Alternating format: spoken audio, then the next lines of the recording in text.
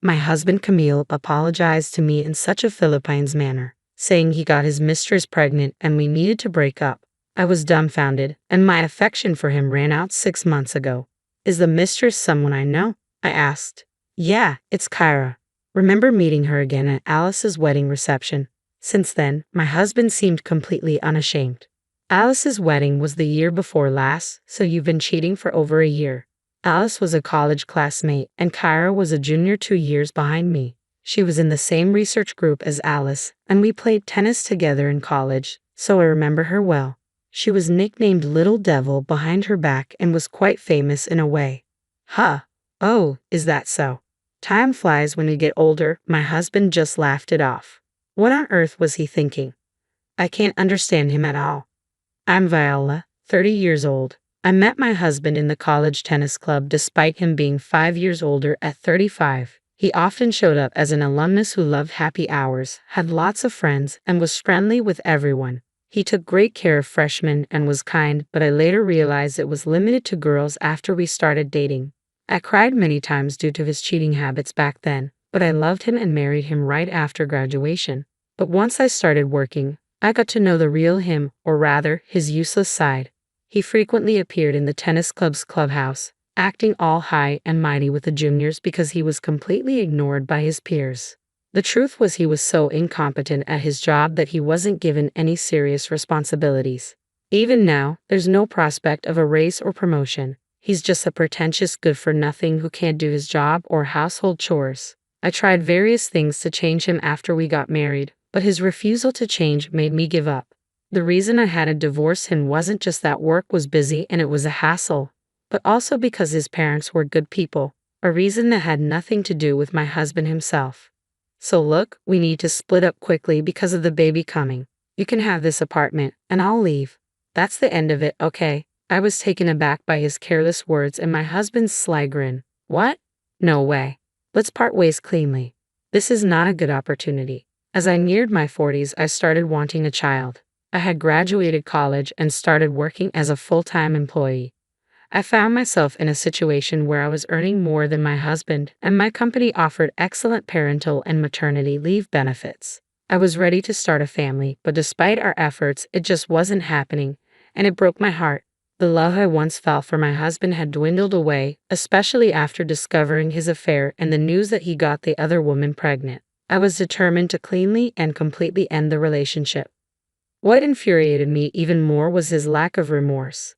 Instead of apologizing, he simply voiced his needs and demands. It was evident that it was time to put an end to this unpleasant relationship that had dragged on for years.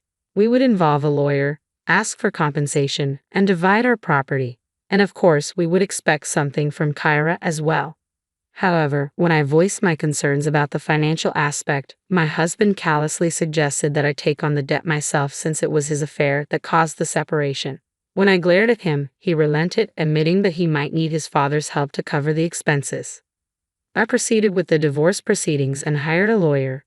Despite multiple calls from my in-laws pleading with me to reconsider, I remained steadfast in my decision. Even my father-in-law broke down in tears, acknowledging that if I left, it would spell the end for him.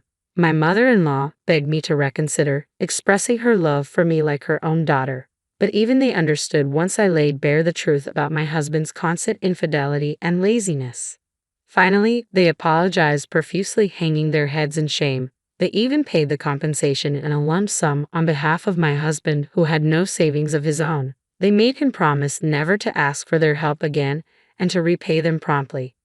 I still can't fathom how such a careless and irresponsible man could come from parents as decent and responsible as his. I decided to retreat to my parents' house. The divorce proceedings, which I had anticipated as a hassle, wrapped up faster than I expected. Returning to my recently relocated family home, 6 months flew by. I found myself consumed by work on weekdays and occupied with household chores on weekends, leaving little room to dwell on my ex-husband. Then, out of the blue, my best friend Alice called, seething with anger from the moment she started speaking. Viola, did you know your ex-husband Camille and Kyra? They're living it up in a new high-rise apartment, flaunting their wealth everywhere. Kyra even had the audacity to invite me to her baby shower party. The presents alone cost over $100, and there's a $100 participation fee. It's outrageous, isn't it? She exclaimed. I was taken aback by the news. I hadn't realized that Kyra had given birth, let alone why she would reach out to Alice.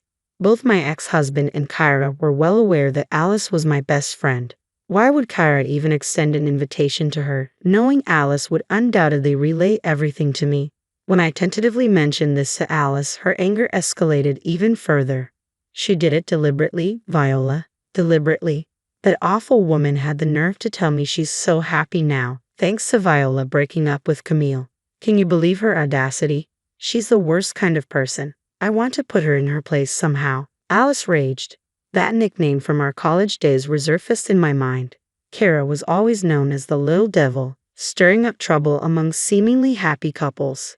Even when relationships were strained because of her involvement, she remained composed, wearing a facade of innocence. If a couple splits up just because someone else shows interest, it wasn't true love to begin with, right? They would have broken up eventually anyway, so what's the harm? She'd say, her words dripping with sugary sweetness, all the while smirking knowingly. I felt a pang of pity for Kyra, realizing she might never have experienced genuine love. Despite this, I knew better than to involve myself with her, so I made the conscious decision to keep my distance, at least for the time being.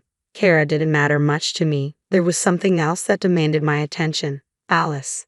There's only one newly constructed high-rise apartment building, right? Have you heard anything about them moving in? I asked Alice, seeking any information she might have. I've never met them, Alice quickly replied, but apparently it was very recent. They'd been boasting about securing a spot. Fortunately, someone who had bought one of the units had to relocate for work and put it back on the market without moving in. Ah, it makes sense, I nodded, processing the information. So, your moving day is Sunday, right? The baby shower party is on Saturday. You'll only need to be cautious for one day. There are multiple elevators, and they might use different entrances. You're right, we haven't crossed paths so far, so it should be fine. Alice concurred. We live together, but unexpected situations can still arise. As fate would have it, an unexpected situation did indeed unfold on Saturday. While waiting for the elevator on the first floor, I found myself face to face with my ex-husband and Kyra as they stepped out of the elevator. Hey, Viola, what are you doing here? My ex-husband spoke first, with Kyra chiming in. Viola, are you here to celebrate with us? You must be eager to see our adorable baby, aren't you? Kyra's voice was cheerful, her smile radiant, but her eyes betrayed a different story. They held no hint of amusement. What? Seriously, did you come to crash the party without an invitation? My ex-husband interjected, his tone incredulous. To scope out the high-rise apartment or catch a glimpse of our little prince. The casual reference to the baby as both baby and prince grated on my nerves. That's not it, I retorted coolly. I was just waiting for the elevator. I responded, consciously switching to a polite tone midway through the conversation. Camille was now my ex, essentially a stranger, and I didn't want to create a scene. Ha, so you're planning to visit my house after all? Camille remarked with a hint of amusement. You're so silly, Viola. Stop being stubborn. Perhaps you're just envious of our luxurious high-rise apartment and our adorable little prince. Do you still harbor feelings for me? Are you feeling lonely and longing to see me again? Camille, that's not acceptable, I interjected firmly. Regardless of any lingering emotions you think I may have, you're now married to Kyra. It's inappropriate for me to barge into your home uninvited. And as for jealousy, Kyra, you're mistaken. But I appreciate your concern. Camille continued, dismissing my words. Sorry, Viola, but Kyra and our son are our top priorities now. You're not welcome here. As I listened to their conversation, I couldn't help but feel perplexed. It had been 6 months since I last saw my ex-husband, and yet his mindset remained as irrational as ever. Kara's attitude was equally baffling. It dawned on me that my cheating ex-husband and his new partner were a perfect match in their own peculiar way. Reflecting on it, I regretted wasting my precious 20s on Camille. I'm utterly ashamed of my past with Camille, wishing to bury those memories deep in darkness. If only I had ended things sooner without making excuses, I wouldn't have to endure this nonsense from my ex-husband and his partner. My words seemed to strike a nerve with Camille, who retorted, What's that? You're really lacking charm. Learn from Kyra. Even her jealousy is endearing. She's just given birth, yet she still takes the effort to look stylish for me. Don't you find her admirable? Not at all embarrassed. I replied calmly. I was simply going to the grocery store.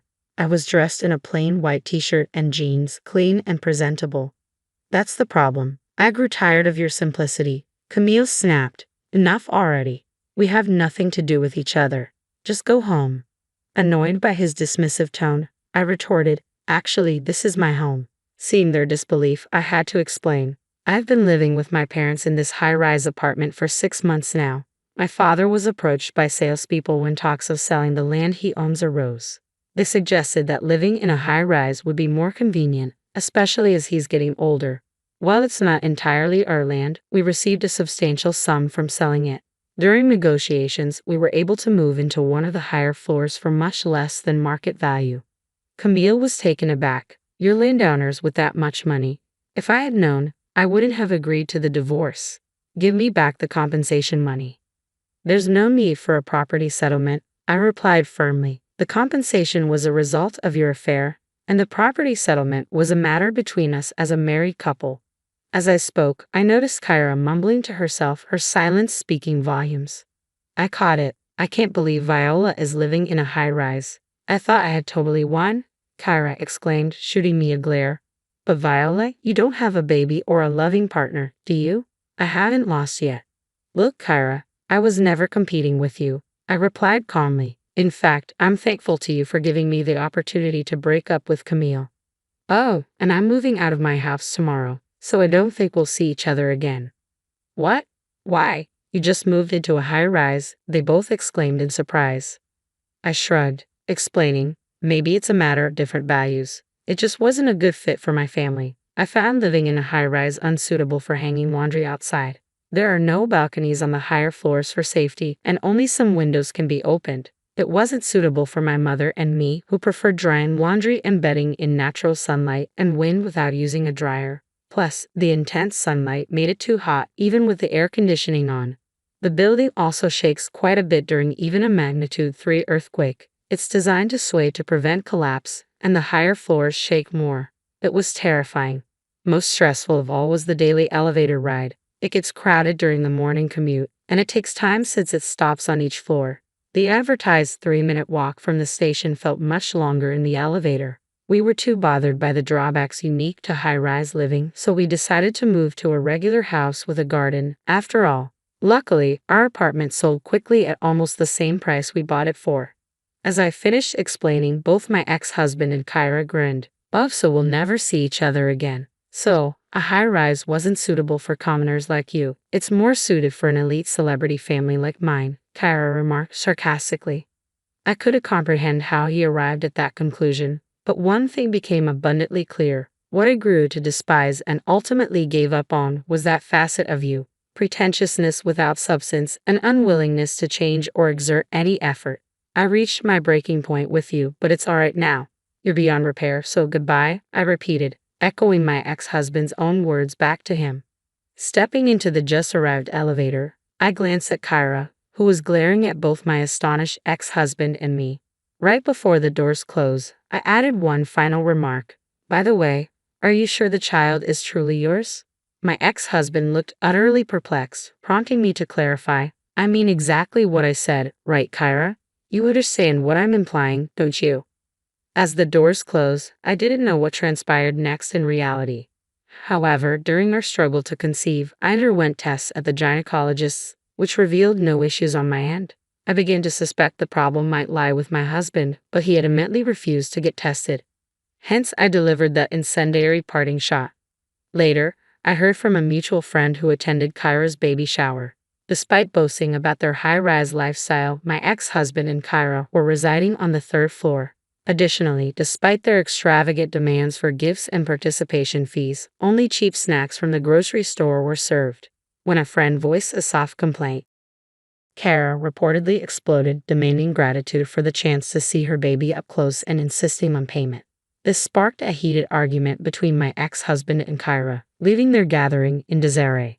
Thanks in part to my earlier cryptic remark, it was revealed that my ex-husband and Kyra had moved into a high-rise but were struggling financially, attempting to swindle money from their friends through fabricated reasons. Their deceit caused outrage among their friends, who promptly left. Meanwhile, my family and I settled into a single-family home with a garden, where I recently welcomed an adorable kitten. Our former high-rise was embroiled in controversy due to significant defects and illegal construction methods, making it unsellable. Reflecting on our situation, we realized we were unexpectedly fortunate. Now, I find solace in my severed ties with my ex-husband and cherish the tranquility of my peaceful days. As I hang the laundry on a sunny afternoon, my kitten sometimes curls up on the clothes, its adorable sleeping face bringing me a sense of contentment. Today, like many others, was a good day.